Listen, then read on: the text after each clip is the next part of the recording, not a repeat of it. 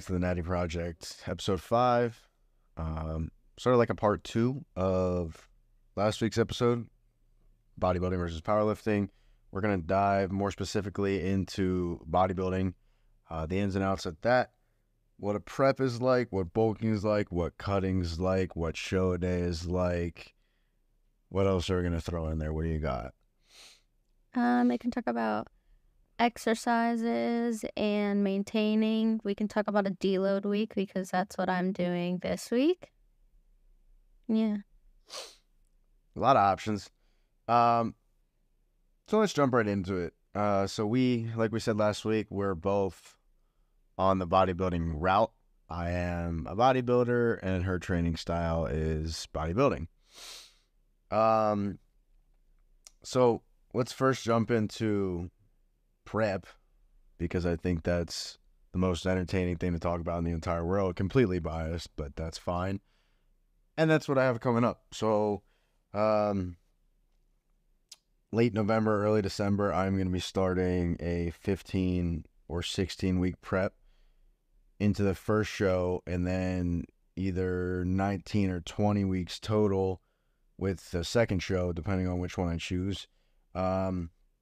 So that's anywhere from 15 to 20 weeks of, weighing everything to the gram, logging everything, the 15 calorie sauces that you use, the 20 calorie energy drinks, whatever it may be, because every day I have a calorie goal that I'm strict to, and then I have a macro goal that I'm strict to. So it's going to be an exact protein number, an exact carb number, and an exact fat number. And each three of those I'm going to hit within one. So if my protein goal for the day was 165, my buffer zone is 164 to 166, because anything over that is going to be an additional 8 calories one way or another. And that's more than I'm willing to risk. Would I be fine? Most likely, but mentally it's not something that I'm willing to sacrifice because then I feel like I'll get relaxed. So that's every day.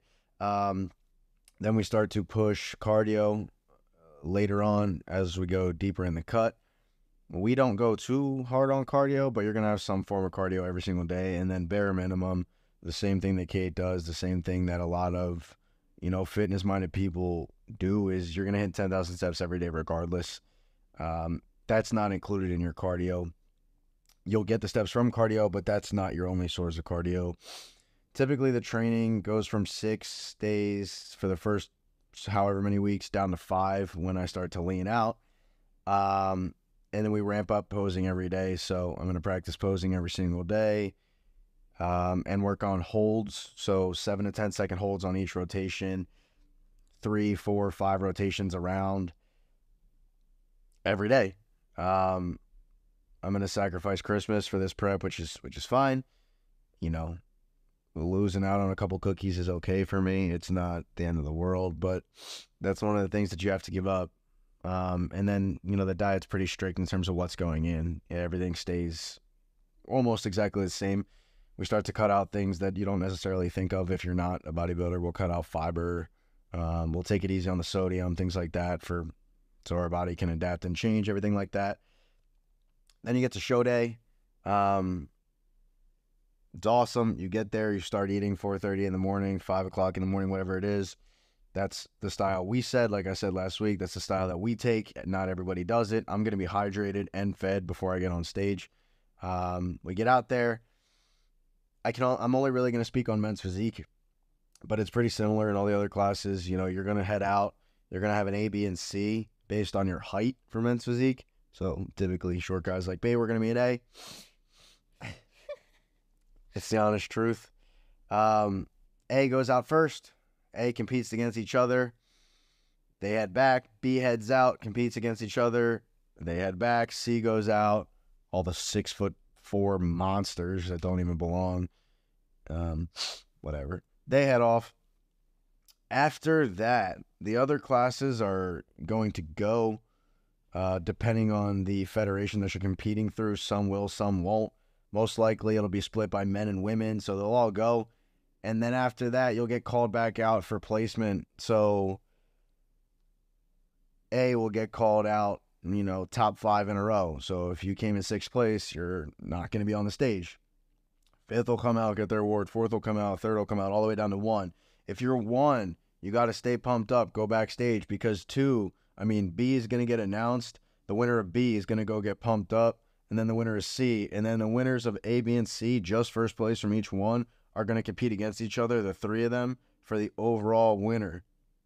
So that person won the men's physique division. So you can come in first place in your class of A, but you might not win the entire men's physique division. If you do, that's when you get your pro card, and then you're officially whatever federation, men's physique pro. So it's IFBB, OCB, whoever you compete through. That's your show day. After that, you're going to binge. You're going to eat whatever you want to eat, whatever's in front of your face. I think I ate my entire meal after my first show in 2 minutes and 37 seconds. But that's show day. So that's a rundown of prep and show day. The fact that you know that number to the exact second. Yep, to the exact second. I have a video somewhere, but I'm not going to go scrolling through. Let's talk a little bit about, bodybuilding training. So someone wants to go to the gym. They're interested in bodybuilding. They are unfamiliar with the sport. They're not saying they want to compete yet, but they want to start to train like a bodybuilder. What does that entail? Oh, it's my turn? Yeah. Okay, so if you're going to go through the bodybuilding route, most of the time you're splitting your workouts into upper body days and lower body days. And then once you get more advanced, you're probably going to do either a push-pull legs, or R split is push, and you're going to do chest, triceps, and shoulders, because all of those muscles are working together to push the weight away from you, essentially. And then we group into a pull day, so back and biceps, and we include rear delts, and that's just pulling all of the weight towards you. I personally split my leg days into quads and calves, and then glutes and hamstrings, and Jared does that now just to stay on the same kind of workout split as me, so that we can work out together when we have the time. And we were repeating the push-pull legs, but a few months ago we decided to we'll do push, pull, quads, and calves, and then we split it up into chest and back and shoulders and arms. But those are basically, there's different workout splits. PPL, push-pull legs, is the most common one, and the Arnold split, which is what we use with the chest and back and the shoulders and arms. But for every single day, we usually do 2 to 3 compound exercises. It really just depends on how we're feeling. So compound exercise we'll do push day as an example. We could do bench press and then maybe go to a decline bench press on the machine. That'll still be a compound. If we want to shoulder press that day or overhead press to work our shoulders, that's another compound movement. Those are your 2 compounds. And then we'll go into more isolation work. So we'll do lateral raises to work our shoulders, chest flies, that is strictly just chest. And then our tricep extensions, we'll just do 2 variations to hit those. But yeah, so compound movements like bench press, leg press, chest press, lat pull downs, rows, all of that stuff you're going to do probably 1 to 3, really, depending on the day, depending on the workout split, and depending on your energy levels and your goals. And then 2 to 4, I would say, accessory movements where you're just isolating. So that could be a tricep extension, a leg extension, hamstring curl, bicep curls, all of that sort of stuff. And yeah, there's no really set split for bodybuilding. Most bodybuilding people are training 4 to 5 days a week, but again, it really just depends. And yeah, is there anything I missed on the training style? Oh, we also add in core. Because if you didn't know, when you lift in your compound movements, you're bracing your core and it will work your core. But once you get to a leaner, lower body fat, that's the word I'm looking for, like a lower body fat percentage where you can see your abs, doing core will like eventually help you get a little bit more definition. At least that's what I personally have noticed on myself and my experimenting. Yeah, no, not. I mean, it's tough to say you missed a lot because there's a whole lot of direction. I mean, there's a ton of directions you can go with bodybuilding. There's no like. I mean, like just the gist of it. Exactly. I mean, and we hit on it last week. The major difference, powerlifting, they're gonna have their squat, bench, deadlift days and stuff like that. So they're all gonna be on some sort of a similar split. With bodybuilding, you have control. So if you are not seeing leg growth and you had judges' feedback that you need to grow your legs, or you just want to grow your legs, whatever it is, you can hit legs 3 times a week and change your upper body days to fit it in over a 5-day split or a 6-day split, whatever you choose. If your arms aren't growing, you can incorporate arm movements after virtually every single workout because there's no compound movement for your arms, so they're not going to exhaust nearly as easily as chest, back, legs, anything like that. So you really have complete control over whatever you're looking to accomplish. And then your core, of course, like Kate said, because who doesn't love a good sit-up? I mean, come on. I don't. I hate it. We're not fans of core, but I will say the month of October, we have been doing so good, and we've been hitting core 3 to 4 times a week. Yeah. So. Yeah, we got goals. That's it. That's all that needs to be said. Also, your split, I'm going to speak more for women. It could also depend heavily on your genetics because some women, their upper body grows extremely fast and their lower body struggles. So there's like one of my friends, she hits glutes 3 times a week and then hits upper body 1 time a week, just because her arms are like naturally just jacked and she wants to grow her glutes. So it depends, genetics, goals, whatever. I'm a pretty petite person and I like having a jacked upper body and also having a jacked lower body. So I even it out pretty well, I would say. But I also take so much longer to recover from a leg day.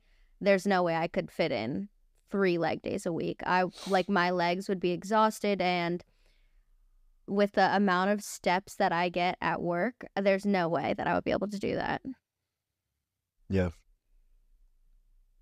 Men, don't forget genetics plays a role. Like Jared's calf genetics. Exactly. That's for everybody.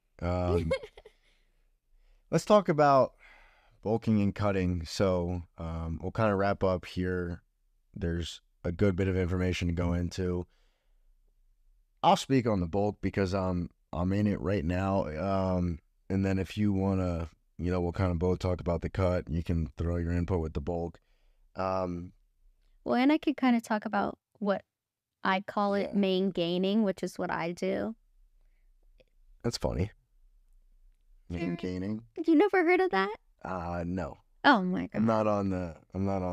Our TikToks are so different. Our TikToks are so different. That's got to be a social media. I just learned what girl math was like 3 days ago. Yesterday he sent me a TikTok about girl math. I was like, Jared, I've been saying girl math for the last month, and you just found out what it was. Whatever. I mean, like, it's too much. But he agrees with girl math. Oh, 100%, 100%. It's all. I mean, tell me it's not spot on. If I order the pizza, but everybody Venmos me, I somehow made money. Like, I made money. Right. That makes complete sense. The best one is paying cash. Everything is free. Because that cash never went in my bank account. Like, if I buy something and we split it, so, like, if I buy, Phillies tickets for, say, $200 and you give me $100 cash, that is now free money. Like, if I go to Wawa and spend $70 on food for the entire staff or whoever I'm buying for, you still made $30. I made $30. Like that was never my money. And then that $30 can probably be spent at I mean, I could probably spend it on energy drinks within 3 or 4 days, and then I'm back to where I started. Like I never, even though I lost $200, mathematically I didn't lose anything. So like this whole girl math thing is completely spot on. This. Well, I have a thing called girlfriend math. I explained one of them to Jared yesterday, but I just This is thought so of off this. topic. I know it's so off topic, but I just thought of this. Girlfriend math is when you're going on a date and I'm like, yeah, I'm gonna pay, so I already allot, say $75 for the bill and the tip. If I'm like, yeah, I'm gonna spend $75, and then Jared just like whips out his card and he's like, you're not paying and you're not tipping, then I'm like, oh, I made those $75 because I already thought they were coming out of my bank account and now they're not. So now I can spend $75 on something else. That makes no sense at all. That's not girl math. That's for sure. Back to what I was saying about bulking and cutting. We got a little off topic there. I am wrapping up my bulk right now. Being that I only weigh 155 pounds, I'm up 20 pounds, but my bulk is not. It's a good bit of food. I mean, it's 3,200 calories, but by no means is Chris Bumstead eating 3,200 calories on his bulk. He's eating like 7,000. Yeah, exactly. One day. But Jared's also not on steroids. That's true. It is really, simplicity. Like it's a lot of, I'm eating 6 servings of rice a day. I'm eating about 5 servings of chicken a day. And then yogurt, pretzels, whatever I need to fill in the holes, peanut butter, guac, wherever it comes from. But lots of granola. But at least 1/3 of every single day is coming from rice alone. Like 1/3 of my calories is simply rice. It's both easy and efficient because rice is easy to digest. It's low in fiber. It gets the job done. And each bag, I mean, I'm literally buying the 90-second microwavable bags. It's 400 calories a bag. Like that right there.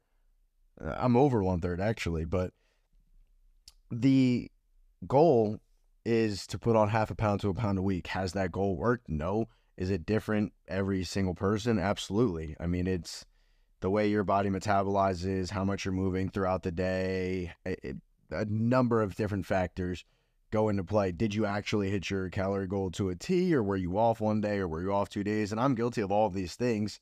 But right now I'm laser focused on it because we're kind of coming down to the wire. Another thing with the bulking, when you build more muscle, you also burn more calories at rest.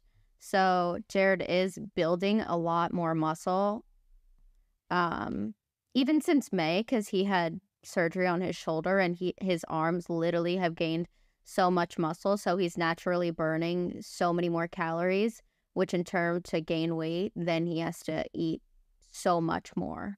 And again, it's different for everybody, bulking and cutting. And for the average bodybuilder, you're not going to go to these extremes, especially not when it comes to cutting, because the only time when you cut the way that Jared does is for bodybuilding shows. Yeah, let me that's bulking in a shell a little bit, in a nutshell, in a shell, what the heck, whatever. Let me talk about cutting real quick, and then we'll talk about your main gaining, and then we'll wrap it up. Because the only reason I want to talk about cutting now is because you just kind of hit on it. So I'm going to go from 3,200 calories a day. No, I'm not going to jump right into it, but at the peak of my prep, I'm going to be down to about 1575 to 1715 in terms of a rough guess as to where my calories are going to fall every day. And I just told you I was eating 1,200 calories in rice a day. That's going to be, what is that, like 75% of what my daily intake is going to be by January. And he's also going to be doing cardio on top of that lower calorie intake. So, at the height, and I don't go nearly as low as some other guys. I mean, some other guys are going to take in almost all protein and fat, and they'll just cut carbs entirely. That is more of a different style that I'm not interested in taking. I have never... We see success in the route that we take with my cut that, if it's not broken, don't fix it type deal. So at my lowest, personally, when I'm at the 1575, 1630, somewhere in there type calories, it's going to be like 180 grams of protein. And then it's going to be about anywhere from, at its lowest, 120 to 150 in carb, which is not that bad. Although that's like pretty low when you think about it. I mean, a Wawa pretzel is 70 grams of carb. So if you ate 2 Wawa pretzels, I'd be out of carbs for the day. So it's just a matter of spacing that out throughout every meal, and making sure I get it, making sure I get it at the right time. So before my workouts, when I feel myself slowing down later on in the evening at work, whatever it may be, and then my fats fill in the rest. And for some reason, I feel like for maybe 13 of the 16 weeks in prep, my fat just fell at like 45 every day. I say that jokingly because obviously it wasn't at 45 every day, but I feel like every time I checked my macros based on what they were supposed to be, my fat was always 45. So that number just like rings in my head religiously. Even on the bulk now, I'm 80 grams of fat, 85 grams of fat, and it feels wrong. Like I feel like I'm supposed to be at 45 grams of fat, but that's the extreme cut that we take to get on stage at, anywhere from 6 to 8% body fat. And also a note that if you're taking steroids, which Jared is not, but there is like many divisions in bodybuilding where you do take steroids, your calorie intake is going to be so different because bulking wise, you're going to need to eat so much more, and cutting wise, you'll probably still be eating more than he is because you'll hold on to so much muscle and your metabolism will be so fast due to the steroids. So. Yep. I wanted to say it with a Airhead. I wanted to say it with a Airhead. I wanted to say it with a lisp, but Oh my god. Yes. Airhead. Yes. Talk to us about your main gaining, and then we'll Okay. wrap it up.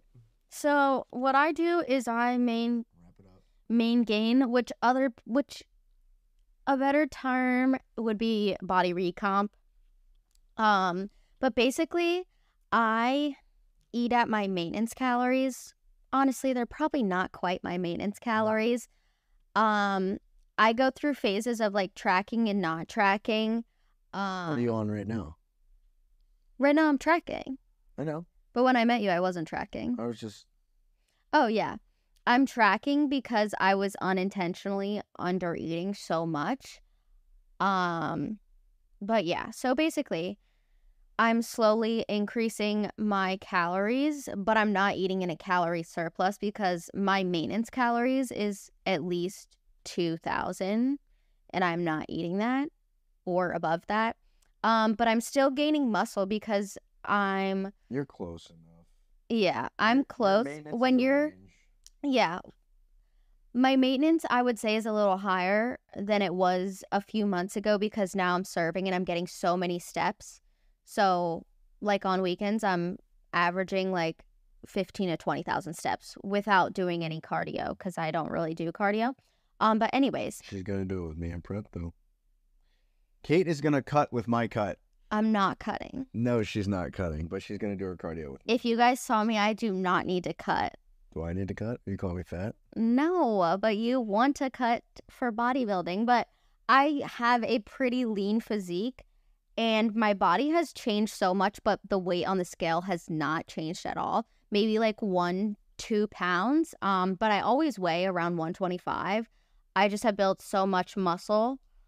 But yeah, like the numbers are going up weight-wise. Like my hip thrust, my bench press, all of those have gone up. So I know that I'm gaining muscle, but I'm not eating in a surplus. I'm eating at maintenance. So that's why it's called main gaining, because you're gaining muscle, but you're also maintaining. So I guess you would also say that I'm losing fat because I have gotten a little bit leaner, but that's a little hack that people don't realize, that you don't need to eat super low calories to... Oh my God. Yeah, that's probably going to be so loud. That's a little hack. People don't realize that you don't need to eat 1,200 calories and do so much cardio to be lean. But yeah, we could literally go on for probably like 4 hours about this. We could, but we won't. I have an interview, and it's important, so I'm gonna go crush that interview. But what do you want to talk about next week? We could talk about reverse dieting. Reverse dieting? No, let's save that. Progressive overload. Progressive overload. We could talk how to That build is muscle. a fun one. We could That talk about is a fun one. How to build muscle, because a lot of people, a lot of women especially, sorry, I feel like low-key a hater because I'm always like, oh, women this and women that. Even though I am a girl, but I came from the same spot that a lot of girls come from, What where she's I trying didn't to really, say I didn't is- really understand like proper progressive overload. Like I thought doing the same weight and going up 5 pounds like every month maybe, I thought that was going to help me on hip thrusts, where it was not.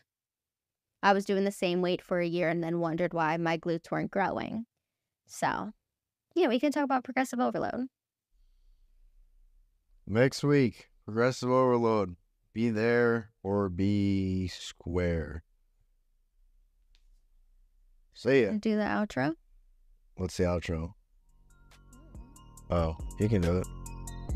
I just said it. Thanks for tuning into the Natty Project with Jared and Kate.